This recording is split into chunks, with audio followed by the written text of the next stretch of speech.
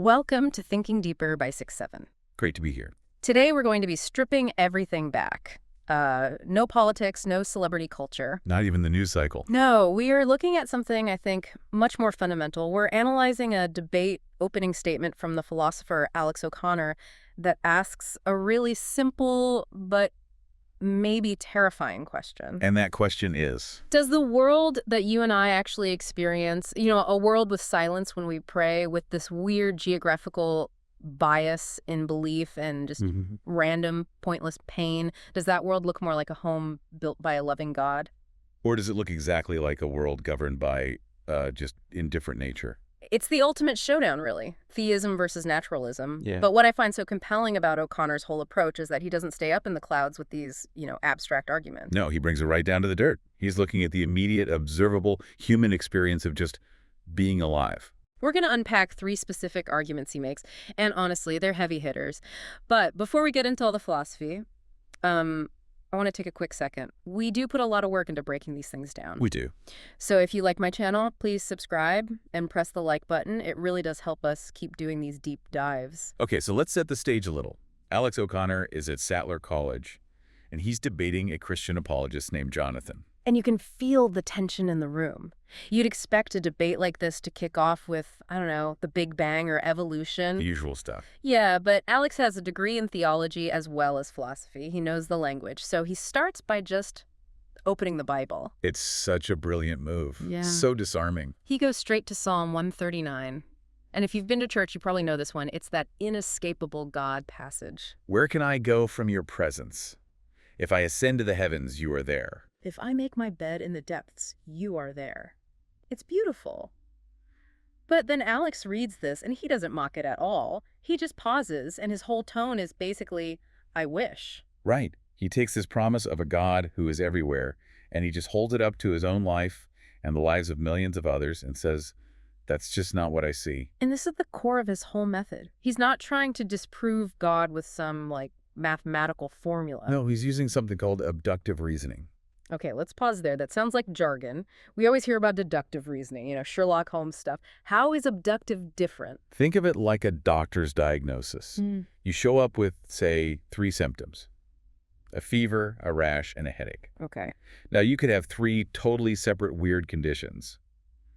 But a good doctor looks for the best explanation, the one thing that explains all 3 symptoms simply. So maybe it's just the flu. Exactly. That's abductive reasoning. It's an inference to the best explanation. So Alex is playing doctor with the universe. He's looking at the symptoms and asking which diagnosis fits better, God or just nature. Precisely. And he argues that theism, the God hypothesis, it's like a diagnosis that needs 1,000 excuses. The silence is a test, or the pain builds character. Right. But naturalism, it explains the symptoms instantly. It actually predicts them. Let's get into that first symptom, then. This is the one that really felt the most personal to me watching it. The problem of divine hiddenness. And this creates a huge logical tension. Alex is really leaning on the work of a philosopher, J.L. Schellenberg here, and his concept of non-resistant non-belief. That's a bit of a mouthful. Can you break that down for us? Sure. It basically separates atheists into 2 groups. First, you have the resistant non-believer. Okay. This is someone who, even if God appeared right now, would cross their arms and say, nope, still not worshiping you. Alex mentions a poll where 85% of atheists said exactly that. They reject the relationship itself. So that's the kind of angry atheist stereotype we hear about. But Alex says he's in the other group. The non-resistant group. And this is where he drops the philosophy for a second and just tells his story. He basically says, I didn't leave because I wanted to sin. I left because I looked for God and I found nothing. And his life story is so important here because it just shuts down that whole argument of, well, you didn't try hard enough. Right. He wasn't some secular kid. He was an altar boy. Yeah. He wore the white robes. He served at Mass every single Sunday. And he kept going. He went to Catholic schools. He got a degree in theology. He read all the greats, Aquinas, Anselm, C.S. Lewis. He even lived with devout Christian housemates just to see if he was missing something in their daily lives. Attended Bible groups, prayed, listened to worship music. He did everything the instruction manual tells you to do. And what was the result? Radio silence. That phrase Yeah. it sticks with you. He says his experience of the universe is just impersonal space and air and rocks. So if you're a theist, you have to ask a really hard question at this point. If God is perfectly loving and He wants a relationship with us. Why would he hide from someone who is so desperately knocking on the door? Exactly. It's like if I want to be your friend and you come to my house and knock, I don't just hide behind the couch and stay quiet. That's not loving. It's ghosting, is what it is. No. And that's the argument. Premise 1, a loving God would make sure anyone who honestly wants to find him can. Premise 2, non-resistant non-believers like Alex, they exist. Conclusion. A Yeah. loving God probably doesn't. He even says he feels envy reading the Bible. Yeah. He wants that comfort. Yeah, he compares it to aliens. He might want aliens to exist, but if he looks up at the sky and sees nothing, he can't just force himself to believe. And here's the diagnosis again. Naturalism explains that silence perfectly. Why was there no answer when he prayed? Because there was no one on the other end of the line. It just fits the data. No excuses needed. It's a brutal start. But then she zooms out from his own life to a global scale. Argument number 2, the geography of belief. Yes, this is one of those facts that's so obvious we kind of forget to think about it. And he brings up 2 countries to make his point. Saudi Arabia and Thailand. And the numbers are just stark. Saudi Arabia is about 95% Muslim. Thailand is about 95% Buddhist. So let's run the thought experiment. If you were born in Riyadh, the odds of you believing in a monotheistic God are almost certain. But if you're born in Bangkok, where the culture is largely non-theistic, your odds of believing in that same God just plummets it. And a skeptic might just say, well, duh, culture influences people. But Alex's question is, does that make any sense if theism is actually true? Right. Are we really supposed to believe that Thai people are, 20 times more stubborn or spiritually deaf than Saudis? It seems absurd when you put it like that. It's a trap, really. Yeah. Because if you say yes, you're sort of implying one ethnic group is spiritually superior to another, which is a very ugly road to go down. And if you say no, then you have to admit God is choosing to reveal himself unequally. Correct. It means God has decided to make his presence obvious in the Middle East and to hide his face in Southeast Asia. Alex says this is terrifying if you believe salvation is on the line. He says, your place of birth is a reliable statistical indicator of how likely you are to be saved. It basically turns salvation into a zip code lottery. That does not feel like the work of a just and loving universal creator. But now let's apply the naturalist diagnosis. If religion is a human invention, a cultural product like language, what would we expect the world map of belief to look like? We'd expect clusters.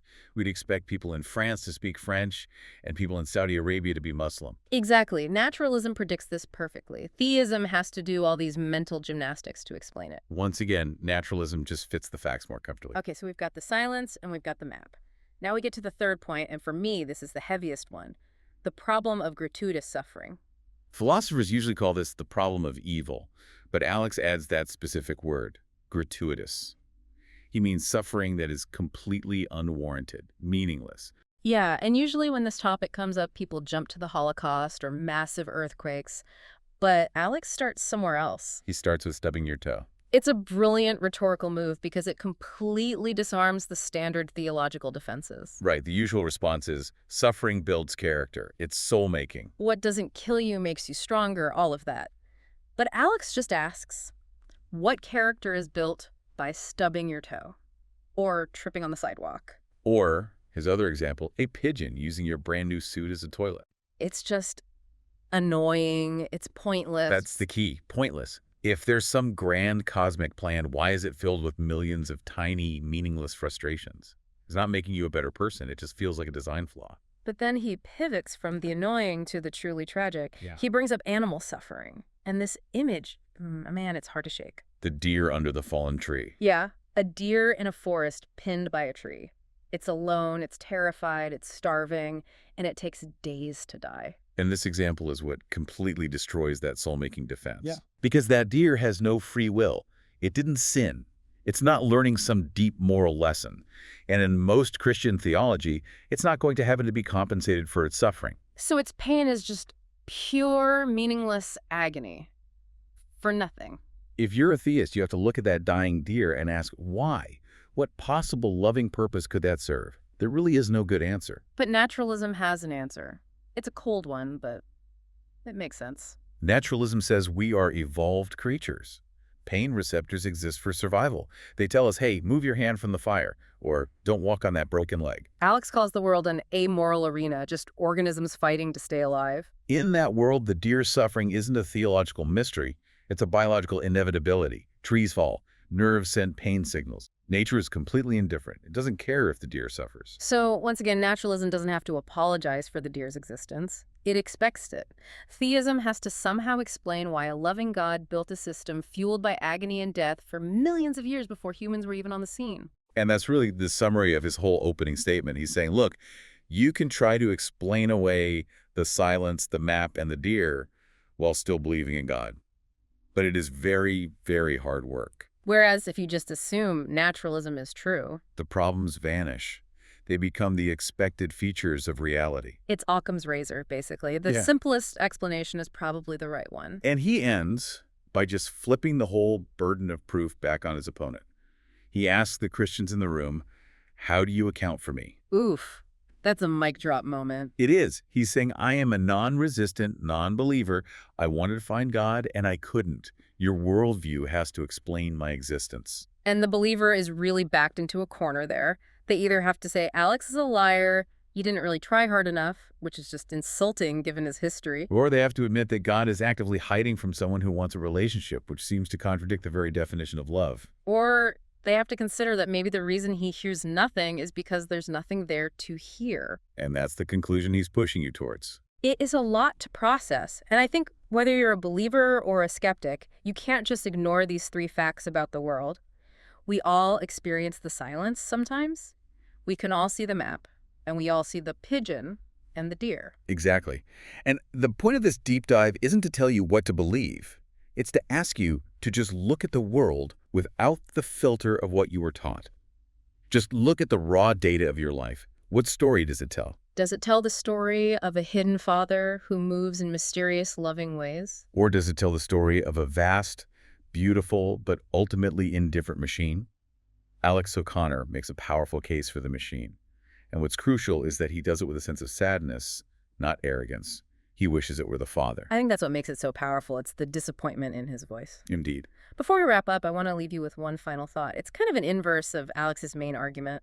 We spend a lot of time on non-resistant non-belief, people who want to believe but can't. Right.